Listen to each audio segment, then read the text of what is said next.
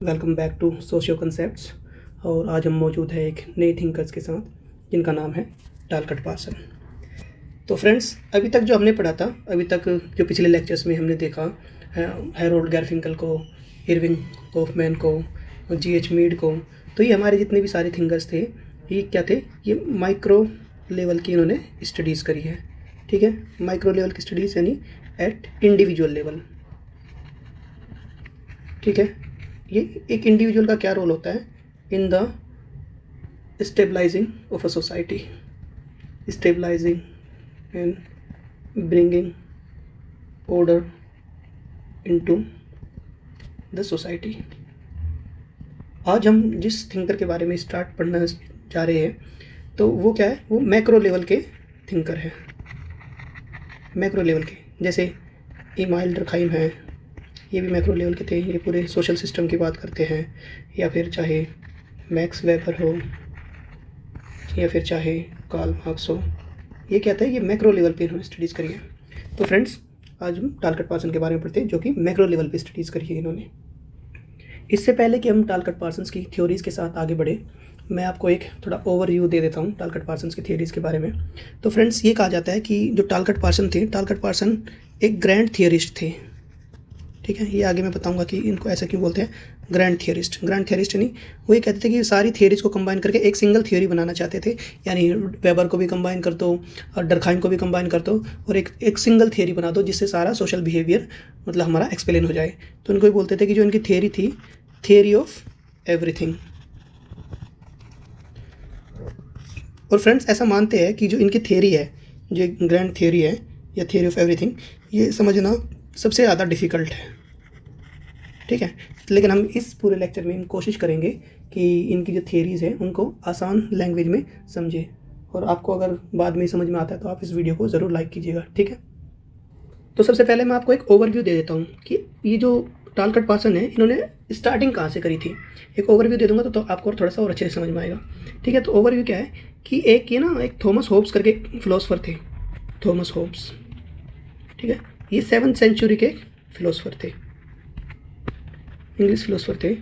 तो इनका क्या मानना था? इनका ये मानना था कि जो ह्यूमन बींग्स होते हैं ना, वो ह्यूमन बींग्स का जो सबसे ड्राइविंग फोर्स होता है किसी भी चीज़ को करने के लिए, ड्राइविंग फोर्स जो होता है ह्यूमन बींग्स का, वो ड्राइविंग फोर्स क्या होता है ह्यूमन बींग्स का? ये पैशन होता है एक। ठीक है, किसी भी काम को वो पैशनेट होकर करते हैं। ठीक है, और इस पैशन को सेटिस्फाई करने के लिए वो किसी भी लेवल तक जा सकते हैं, यहाँ तक कि वो फ्रॉड भी कर सकते हैं। ठीक है, लेकिन क्योंकि इंसान अगर ये सब अपने पैशन को फॉलो करने लगेंगे, ठीक है, सब एक दूसरे पे फ्रॉड करने लगेंगे, तो होब्स ने क्या कहा कि ये इस तरह से एक है ना, हमारा स्टार्ट हो जाएगा war of all against all, यानी सभी की एक दूसरे से लड़ाई स्टार्ट हो जाएगी और इससे क्या हो जाएगा? केओस हो जाएगा सोसाइटी में। ठीक है, तो इसलिए इस केओस को बचने के लिए इंसान क्या करता है? इंसान जो है अपने लिबर्टी, अपने पैशन को रेस्ट्रेन करता है। ठीक है, रेस्ट्रेन करता है और वो एक सोशल कॉन्ट्रैक्ट साइन करते हैं। सोशल कॉन्ट्रैक्ट की जो सोशल कॉन्ट्रैक्ट की एक अथॉरिटेटिव, एक गवर्निंग बॉडी को, एक गवर्निंग अथॉरिटी को वो मानेंगे। ठीक है, और जिससे जो उनको दूसरे एग्रेशन से, जो दूसरे लोगों के एग्रेशन से बचाया जाएगा। ठीक है, ये होब्स का मानना था। यानी ये थॉमस होब्स कह रहे हैं कि है ना, ये जो फियर ऑफ कंसिक्वेंसीज है, ये फियर ऑफ कंसिक्वेंसीज है, इसकी वजह से क्या है कि ह्यूमन बींग्स है अपने लिबर्टीज़ को कर्टेल करते हैं, अपने पैशन को कर्टेल करते हैं, और जिसकी वजह से सोशल ऑर्डर जो है पॉसिबल होता है। हमारी सोशल जो सोसाइटी होती है वो एक स्टेबल सोसाइटी होती है और उसमें कैओस नहीं होता। लेकिन टालकट पार्सन का कहना था, टालकट पार्सन का क्या व्यू था? वो कहते थे कि थॉमस होब्स की बात ठीक है पर पूरी तरह से ठीक नहीं है। ठीक है, तो टालकट पार्सन कहते हैं सिर्फ है ना, फियर ऑफ कंसिक्वेंसीज ही नहीं हो सकता। सिर्फ ये अकेला ही एक रीज़न नहीं है जिसकी वजह से लोग है ना आपस में एक मिलजुल के रहते हैं, हमारी सोसाइटी जो है स्टेबल सोसाइटी होती है। इसके अलावा क्या है, तो वो बेसिकली इमाइल डर्कहाइम की बात से ज़्यादा सहमत थे। इमाइल डर्कहाइम की क्या कौन सी बात थी? तो इमाइल डर्कहाइम कहते हैं कि जो सोसाइटी में जो स्टेबिलिटी आती है, सोसाइटी में स्टेबिलिटी या सोशल ऑर्डर आता है, वो किसकी वजह से आता है? एक वैल्यू कंसेंसस की वजह से आता है।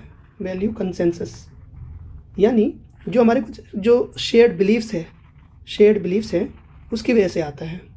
जैसे एग्जांपल के तौर पे, आप एग्जांपल के तौर पे मान लीजिए, ठीक है, कि दो इंसान हैं, वो एक एग्रीमेंट करते हैं, कॉन्ट्रैक्ट, दो बिजनेसमैन कॉन्ट्रैक्ट करते हैं, ठीक है। अगर मान लो ये दो जब कॉन्ट्रैक्ट से क्या होगा कि ये है ना, कॉन्ट्रैक्ट तभी होंगे जब ये आपस में ये एक दूसरे मानेंगे कि हाँ ये भाई ये जो कॉन्ट्रैक्ट है ये सही है, ठीक है। ये कॉन्ट्रैक्ट ये भी ये वैल्यू शेयर करेगा, ये भी शेयर करेगा कि हाँ ये दो जो कॉन्ट्रैक्ट के टर्म्स एंड कंडीशंस है ये सही है, ठीक है। लेकिन अगर ये वाला जैसे मान लो कि ये ना इससे ज़बरदस्ती अगर कॉन्ट्रैक्ट बनवाए, है ना, तो फियर तो है, फियर फ्रॉड करके या वो जो थ्रेट करके कि ये वाला कॉन्ट्रैक्ट मानना पड़ेगा, फियर है, फियर ऑफ कॉन्सिक्वेंसेस। लेकिन ये ज़रूरी नहीं है कि वो इस कॉन्ट्रैक्ट में बना ही रहेगा। यानी जब तक हमारा जो शेयर्ड जो कंसेंसस होगा, जो शेयर्ड बिलीफ्स होंगे वो नहीं होंगे, तब तक सोसाइटी में स्टेबिलिटी नहीं आ सकती, केओस ही आएगा। तो यहाँ से जो स्टार्ट होती है टालकट पार्सन्स की थेरीज, और टालकट पार्सन्स कहते हैं कि इमानुएल डर्कहाइम की बात में ज़्यादा दम है, क्योंकि वो शेयर्ड बिलीफ्स और शेयर्ड वैल्यू कंसेंसस की बात करते हैं। और जब तक वैल्यू कंसेंसस भी नहीं होगा सोसाइटी में, तो कोई भी सोसाइटी हमारी स्टेबल नहीं हो सकती। और फ्रेंड्स, जो ये सारी लड़ाई थी ना, जो सारी थेरीज आती है, जिसकी भी जितनी भी थेरीज आती है हमारे जो अलग अलग सोशोलॉजिकल थिंकर्स की, वो क्या चाहते हैं, वो है ना सोसाइटी में स्टेबिलिटी की स्टडी करना चाहते हैं कि अगर सोसाइटी में इतने सारे स्ट्रेंजर्स होते हुए भी हमारा कोई सोशल ऑर्डर कैसे पॉसिबल होता है, कैसे सोसाइटी स्टेबल रहती है, ठीक है। तो एक ये ओवरव्यू था। अब हम धीरे धीरे जो टालकट पार्सन्स की थियरीज है उनको देखेंगे। तो ये मैंने बताया आपको, टालकट पार्सन को द ग्रैंड थियरिस्ट कहते हैं, है ना, वो क्या, क्योंकि वो थियोरी ऑफ एवरीथिंग देना चाहते थे, एक ऐसी थियरी जिससे सारी चीज़ें एक्सप्लेन हो जाए। So he aim to create a single theoretical framework to explain all social behaviour, ठीक है। और सबसे ज़्यादा इन्फ्लुएंस किसके काम से थे, मैक्स वेबर और इमानुएल डर्कहाइम के, ठीक है, टू क्रिएट स्ट्रक्चरल फंक्शनलिज्म। और इस स्ट्रक्चरल फंक्शनलिज्म की वजह से उनको फादर ऑफ स्ट्रक्चरल फंक्शनलिज्म भी कहते हैं। अब हम ये नेक्स्ट वीडियोज़ में, नेक्स्ट स्लाइड में सॉरी, हम ये देखेंगे कि स्ट्रक्चरल फंक्शनलिज्म होता क्या है, आसान सब। तो स्ट्रक्चरल फंक्शनलिज्म क्या है? तो फ्रेंड्स, टालकट पार्सन ये कहते हैं कि हमारा एक, मान लीजिए, एक सोशल सिस्टम है, ठीक है, सोशल सिस्टम, और ये एक स्ट्रक्चर है, और इसके है ना डिफरेंट पार्ट्स हैं। जैसे मान लीजिए फैमिली है, एजुकेशन है, गवर्नमेंट है, ठीक है। तो ये डिफरेंट पार्ट्स है एक सोशल सिस्टम के, ठीक है। तो स्ट्रक्चरल फंक्शनलिज्म ये कहता है कि ये जो सारे जो पार्ट्स हैं, इन सारे पार्ट्स की फंक्शनिंग से ही, ये सारे पार्ट्स की फंक्शनिंग आपस में इंटर रिलेटेड है, और ये अगर सही से फंक्शनिंग करते रहेंगे सारे पार्ट्स, ठीक है, तो एज एक सोशल सिस्टम भी हमारा फंक्शनिंग अच्छे से, सोशल सिस्टम सर्वाइव करेगा हमारा, ठीक है। तो ये क्या है, ये हमारे सारे पार्ट्स है हमारे सोशल सिस्टम के, और ये आपस में इंटर रिलेटेड है। कैसे? तो टालकट पार्सन वो है ना, बायोलॉजी में बहुत ज़्यादा इंटरेस्ट था, तो उन्होंने ना एक है बायोलॉजिकल एनालॉजी करी, उन्होंने बायोलॉजिकल एनालॉगी स्ट्रक्चरल फंक्शनलिज्म को समझाने के लिए। तो उन्होंने कहा कि जैसे एक ह्यूमन है, ह्यूमन बीइंग सर्वाइव कैसे करता है, उसके डिफरेंट पार्ट्स हैं। जैसे लंग्स का अलग काम है, ठीक है, हार्ट का अलग काम है, ब्रेन का अलग काम है, ठीक है। जैसे हार्ट ब्लड की पंपिंग करता है, ठीक है, लंग्स ऑक्सीजन को, ऑक्सीजनेटेड ब्लड को प्योरीफाई करता है, ठीक है। तो इस तरह से अलग अलग डिफरेंट पार्ट्स हैं बॉडी के, और वो जब तक वो पार्ट्स सही से आपस में फंक्शन नहीं करेंगे, एक दूसरे से रिलेटेड है वो, जब तक वो फंक्शनिंग नहीं करेंगे, तो एक इंडिविजुअल या ऑर्गेनिज्म भी सर्वाइव नहीं कर सकता। इसी तरह उसने बताया कि एक सोशल सिस्टम है, सोशल सिस्टम के डिफरेंट पार्ट्स है, और वो जब तक अच्छे से फंक्शन करते रहेंगे, सोशल सिस्टम हमारा बना रहेगा, ठीक है। तो ये था स्ट्रक्चरल फंक्शनलिज्म। तो like a biological organism, society has different organs, जैसे मैंने बताया, जिनको इंस्टीट्यूशंस भी कहते हैं, ठीक है। Family as institution, educational institutions, government as institution that work together to maintain health, ठीक है। तो ये था हमारा स्ट्रक्चरल फंक्शनलिज्म। अब बढ़ते हैं आगे नेक्स्ट कंसेप्ट पे, जिसको है एजियल पैराडाइम बोलते हैं, ठीक है। एजियल पैराडाइम मैं स्लाइड्स के थ्रू एक्सप्लेन करने से पहले आपको एक जनरली बताता हूँ कि एग्जैक्टली है क्या एजियल पैराडाइम। तो फ्रेंड्स, जैसे हमने पिछली स्लाइड में ना सोशल सिस्टम की बात करी है, ठीक है। तो टालकट पार्सन ये कहते हैं कि हमारा कोई भी सिस्टम है, सोसाइटी का हमारा कोई भी सिस्टम है, ठीक है, या इंस्टीट्यूशन है, ठीक है, तो उसको सर्वाइव करने के लिए ना कुछ प्री रिक्विजिट्स की ज़रूरत है, ठीक है। प्री रिक्विजिट्स की ज़रूरत है, जिनको क्या बोलते हैं, फंक्शनल प्री रिक्विजिट्स। यानी किसी भी सिस्टम को अगर सर्वाइव करना है तो उसके लिए कुछ कंडीशंस ज़रूरी है कि ये सारी कंडीशंस होनी चाहिए, तभी वो सर्वाइव करेगा, अदरवाइज नहीं सर्वाइव करेगा। तो उन फंक्शनल प्री रिक्विजिट्स को उसने क्या बोला, एजियल पैराडाइम, ठीक है, एजियल पैराडाइम। तो वो कितने फंक्शनल प्री रिक्विजिट्स है, 4 फंक्शनल प्री रिक्विजिट्स है, ठीक है। आपको मैं इसको है ना एग्जाम्पल के उदाहरण के उससे बताऊँगा, तो आपको और ज़्यादा समझ में आएगा। तो ये एजियल पैराडाइम क्या है, एजियल है हमारा एडेप्टेशन, ठीक है, गोल अटेनमेंट, ये अभी सिर्फ वर्ड्स आप समझ लीजिए, फिर आपको मैं जब एग्जांपल बताऊंगा ना तो आपको एग्जैक्टली तब पता चलेगा, ठीक है। इंटीग्रेशन और लेटेंसी, लेटेंसी को पैटर्न मेंटेनेंस भी कहते हैं, ठीक है। अब इसको है ना एग्जाम्पल के तौर पे समझते हैं, ठीक है। हम कोई भी एक इंस्टीट्यूशन ले लेते हैं, ठीक है। जैसे मान लीजिए एक यूनिवर्सिटी ले ली हमने, एक यूनिवर्सिटी का एग्जाम्पल ले लेते हैं, हम कोई भी एग्जाम्पल ले सकते हैं, ठीक है। एक यूनिवर्सिटी का हमने एग्जाम्पल ले लिया, तो एक यूनिवर्सिटी एक हमारा एक सोशल सिस्टम है, ठीक है। अब इसको है ना सर्वाइव करने के लिए मैंने कहा कि 4 चीज़ों की जरूरत है। 4 चीज़ों की जरूरत कैसे? जैसे सबसे पहले तो भाई किसी भी इंस्टीट्यूशन को चलाने के लिए हमारे पास क्या होना चाहिए? पैसा होना चाहिए, है ना, मनी होना चाहिए, पैसा होना चाहिए। ये पैसा कैसा आएगा? मान लो कि इसको पैसे को ग्रांट्स, सेंट्रल गवर्नमेंट, अगर जैसे सेंट्रल यूनिवर्सिटी है कोई तो सेंट्रल गवर्नमेंट ग्रांट्स दे देती है, स्टेट यूनिवर्सिटी को स्टेट लेवल पे ग्रांट्स मिल जाती है, ठीक है। ग्रांट्स दे दिया, इनका अलग से ट्यूशन फीस वगैरह भी चार्ज करते हैं, ठीक है। एडमिशन फ़ीस वगैरह भी ले लेते हैं, एप्लीकेशन जैसे एडमिशन के टाइम पे एप्लीकेशन फ़ीस वगैरह भी कुछ ले लेते हैं, ठीक है। तो इसको पैसे की तो ज़रूरत है, बिना पैसे के तो कोई सिस्टम सर्वाइव कर नहीं सकता, ठीक है। पहला नंबर तो ये आ गया, ठीक है, पहला नंबर। दूसरे नंबर पे अगर बात करूँ तो दूसरे नंबर पे हमारे सबसे ज़्यादा ज़रूरी क्या है कि भाई कोई जैसे कोई भी इंस्टीट्यूशन, अगर मान लो यूनिवर्सिटी की बात करूँ तो इस यूनिवर्सिटी को है ना आगे बढ़ने के लिए ना कुछ मतलब इस तरह के उसको गोल सेट करना पड़ेगा, ठीक है। गोल सेट, ठीक है। गोल सेट कैसे कर देंगे कि अच्छा भाई हमें अगले 10 साल में है ना हमारी यूनिवर्सिटी को टॉप 10 यूनिवर्सिटीज़ में रैंक लानी है, ठीक है। तो कुछ ना कुछ एक कलेक्टिव गोल सेट कर लिया उसमें, और उस गोल की तरफ ही फिर आगे बढ़ेंगे फिर कि अच्छा चलो हम अपनी जो लेबोरेटरीज़ हैं उनको एनहांस करेंगे, हमारे जो और डिग्रीज़ है फॉरेन यूनिवर्सिटी से कोलैबोरेट करेंगे। तो इस तरह से करके उन्होंने गोल सेट कर लिया कि अगले 10 सालों में हमें टॉप बेस्ट इंडिया की टॉप बेस्ट यूनिवर्सिटीज़ में रैंक लानी है। तो एक गोल सेट कर लिया, गोल की तरफ बढ़ रहे हैं, ठीक है। तीसरा क्या है?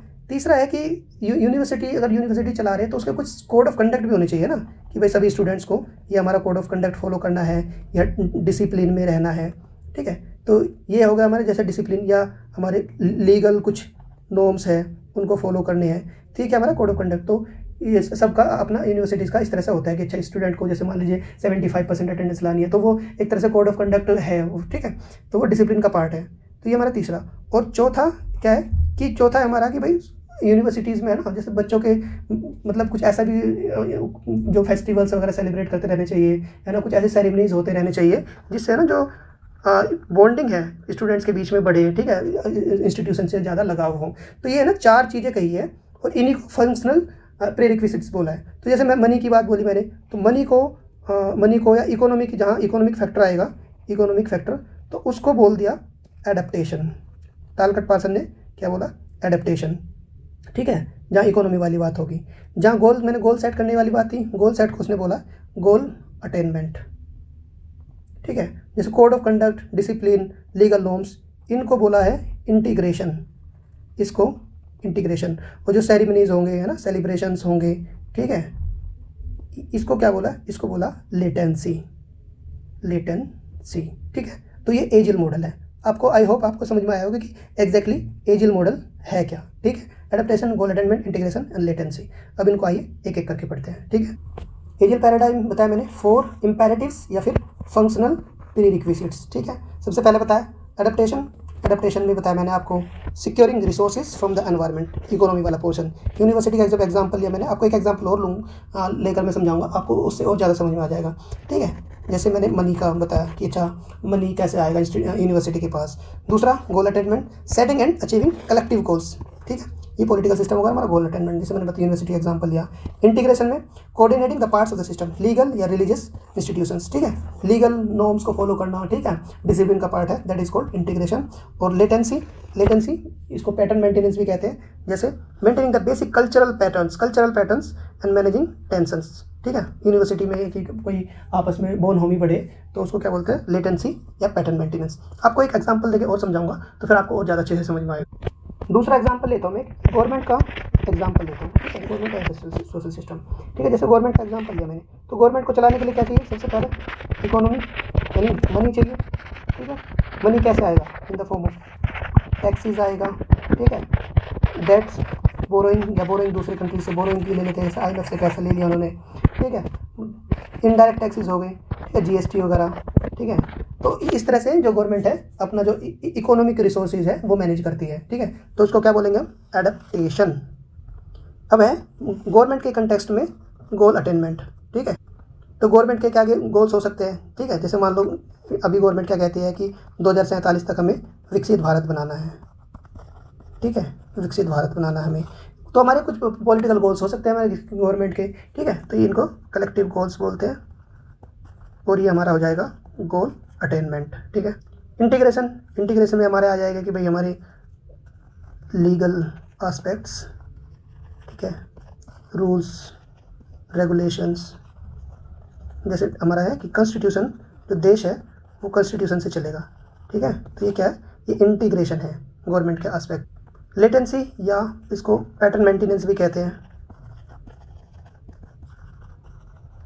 अगर इसकी बात करो तो हम बहुत सारे जो फेस्टिवल्स है वो सेलिब्रेट करते हैं, ठीक है, अलग अलग रिलीजन्स के। तो ये फेस्टिवल्स वगैरह सेलिब्रेट करते हैं, बहुत कल्चरल प्रोग्राम्स होते हैं हमारे कंट्रीज़ में बहुत, ठीक है। तो इससे क्या होगा, ये हमारा लेटेंसी का पार्ट हो जाएगा, ठीक है। तो आई थिंक ये आपको मैंने 2 एग्जांपल्स के साथ समझाया और आई होप कि आपको ये समझ में आया होगा कि एग्जैक्टली एजिल पैराडाइम है क्या। एक मैंने यूनिवर्सिटी का एग्जांपल दिया आपको, ठीक है। आप किसी भी सोशल सिस्टम को उठा सकते हैं, किसी भी स्ट्रक्चर को, किसी भी इंस्टीट्यूशन को उठा सकते हैं और उस पर अप्लाई कर सकते हैं। एक मैंने आपको गवर्नमेंट का एग्जाम्पल दिया, ठीक है। अब चलते हैं नेक्स्ट कंसेप्ट पे। तो इससे पहले कि हम जो हमारा जो नेक्स्ट टॉपिक है पैटर्न वेरिएबल का, उसकी तरफ बढ़े, उससे पहले एक और छोटा सा जो कंसेप्ट है वो आप लोगों के साथ डिस्कस कर देता हूँ। इससे फिर हम रिलेट करके पैटर्न वेरिएबल पढ़ेंगे तो हमें और ज़्यादा अच्छे से समझ में आएगा। तो एक हमारा कंसेप्ट है सोशल चेंज का, ठीक है। फ्रेंड्स, जैसे मैंने बताया ना, मैंने जैसे टालकट पार्सन है, इमाइल रखाइम है, ठीक है, इन लोग क्या बोलते हैं, फंक्शनलिस्ट बोलते हैं, स्ट्रक्चरल फंक्शनलिस्ट या फंक्शनलिस्ट, ठीक है। तो ये क्या कहते हैं कि ये मैंने भी बताया ना कि जितने भी हमारे पार्ट्स हैं, हमारे एक सोशल सिस्टम के जितने भी पार्ट्स हैं वो आपस में इंटर रिलेटेड है और वो क्या होते हैं, इक्विलिब्रियम में रहते हैं, ठीक है, इक्विलिब्रियम में रहते हैं। जब इक्विलिब्रियम में रहेंगे तभी हमारा सोशल ऑर्डर पॉसिबल है, ठीक है, सोशल ऑर्डर इज पॉसिबल, ठीक है। अब सोच, अगर इक्विलिब्रियम में वो रहते हैं, ठीक है, तो फिर अगर इक्विलिब्रियम में रहेंगे तो फिर सोसाइटी में चेंज कैसे आएगा, how change is possible in the society. और जो जितने भी फंक्शनलिस्ट होते हैं ना, इनको क्रिटिसाइज इस बात के लिए किया जाता है कि भाई अगर आप कह रहे हो कि जो इसके जितने भी पार्ट्स हैं, सोशल सिस्टम के जितने पार्ट्स हैं वो इक्विलिब्रियम में रहते हैं, अगर वो इक्विलिब्रियम में रहते हैं तो फिर तो इसका मतलब सोशल चेंज आएगा ही नहीं, सोसाइटी हमारी चेंज हो गई नहीं। लेकिन हमारी सोसाइटी तो डे बाई डे चेंज हो रही है। तो इसका जवाब देते हुए टालकट पार्सन ने क्या कहा, इसको ध्यान से सुनना।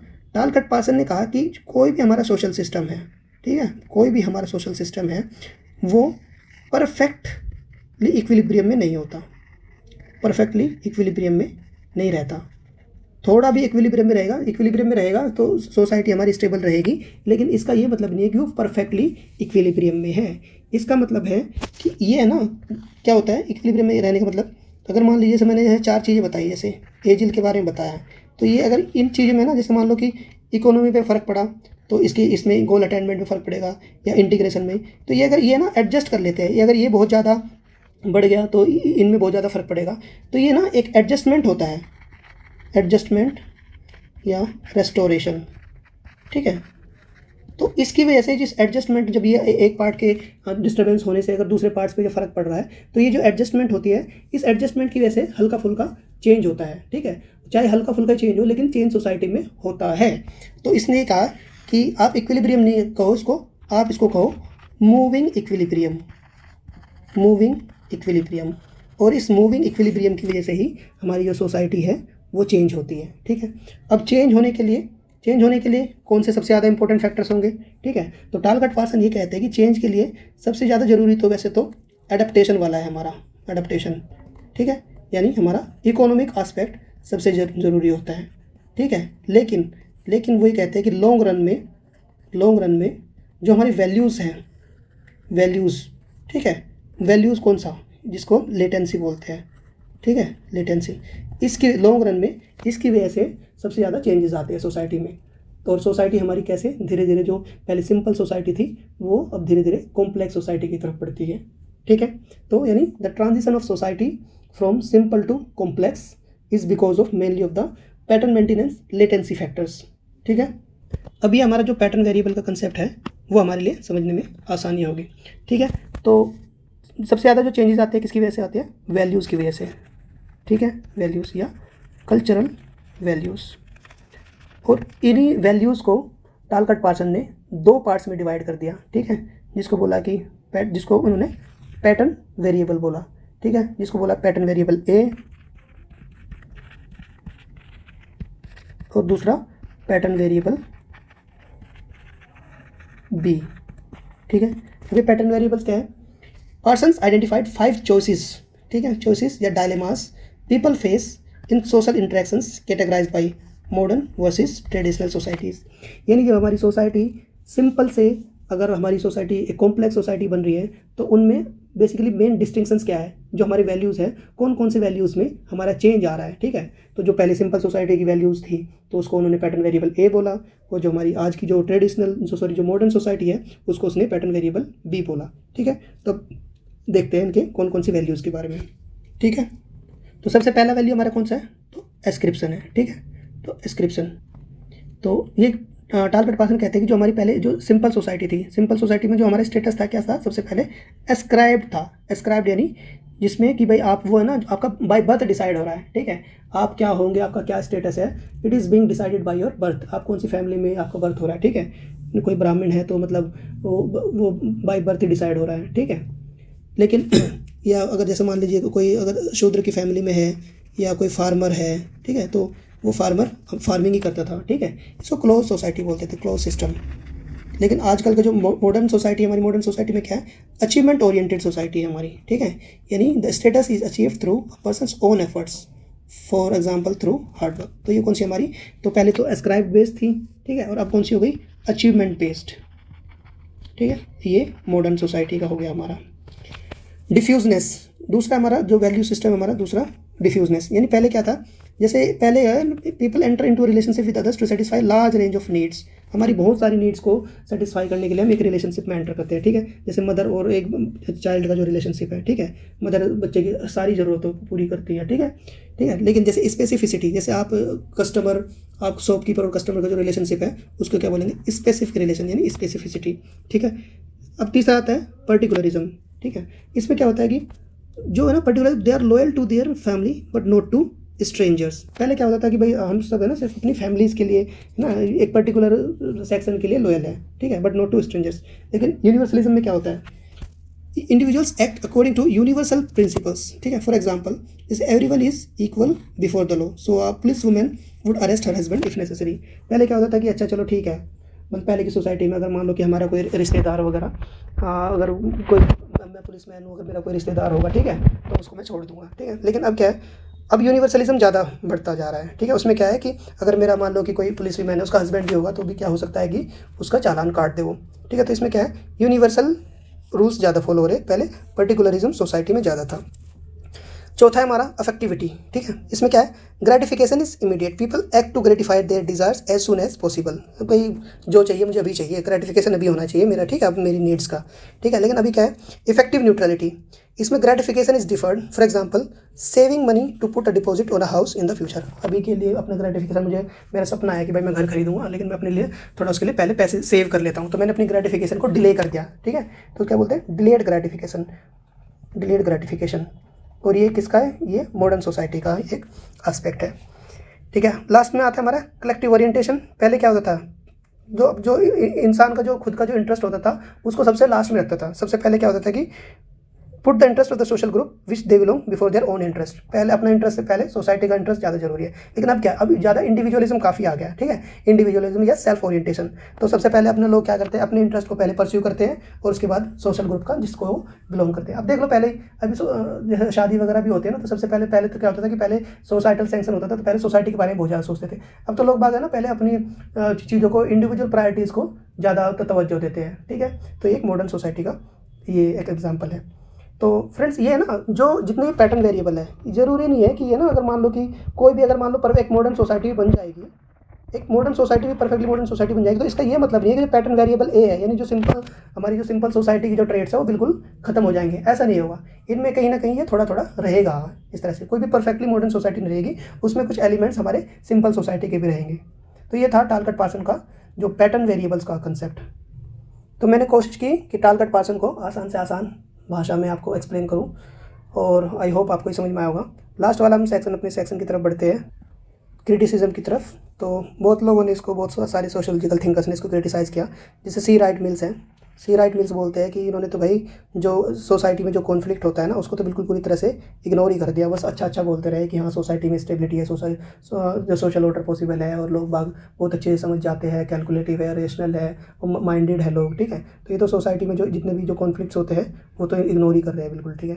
कुछ लोग जैसे मैंने बताया कि आपको ये बोलते हैं कि भाई ये तो सोसाइटी में चेंज आ ही नहीं रहे हैं ना, मतलब सोशल चेंजेस के बारे में उसने बहुत बात करी है कि ठीक है मूविंग इक्विलिब्रियम है, और मूविंग इक्विलिब्रियम से हल्का फुल्का ही सोसाइटी में चेंज आता है। तो कुछ जो सोशोलॉजिकल थिंकर्स होते हैं उनको क्या बोलते हैं, स्टेटस कोइस्ट भी बोलते हैं। हालांकि ये सारे जो फंक्शनलिस्ट होते हैं सबका एक तरह से ये पूरा क्रिटिसिज्म है। और सबसे बड़ी बात है, सबको ये लगता है कि जो है ना बहुत ज़्यादा कॉम्प्लेक्स है थियरीज, ये वाली थियरी भी घुसा दी, वो वाली थियरी भी कर दी, डरखाइम को घुसा दिया, कार्ल मार्क्स को भी ले आए, कहीं पर मैक्स वेबर को भी ले आते हैं, ठीक है। तो ये बोलते हैं कि ये ओवरली कॉम्प्लेक्स है, और इसको पार्सोनियन प्रोज भी कहते हैं, ठीक है। तो ये था हमारा टालकट पार्सन। और फ्रेंड्स टालकट पार्सन्स को है ना, मतलब ये सारी चीज़ें, इसकी क्रिटिसिज्म लाख हो सकते हैं, लेकिन तब भी उसने है ना एक बहुत ही अच्छा अटैम्प्ट किया कि है ना एक मतलब एक ग्रैंड थ्योरी लाऊं मैं, कि सारी ह्यूमन बिहेवियर को मतलब अच्छे से एक्सप्लेन कर सकूं। उसके लिए हमें अलग अलग थ्योरीज में ना जाना पड़े, एक ही थ्योरी से सारी चीज़ें एक्सप्लेन हो जाए, ठीक है। इनको आप क्या बोलते हैं, आइंस्टीन ऑफ सोशियोलॉजी भी बोल सकते हैं, आइंस्टीन ऑफ सोशियोलॉजी, कि बहुत सारी चीज़ों को एक ही थ्योरी से मैं एक्सप्लेन कर दूँ, ठीक है। तो ये थे टारगेट पर्सन। अगर आपको ये पूरा वीडियो समझ में आया है तो आप लाइक कर देना, नहीं समझ में आया तो लाइक मत करना। Okay, thank you.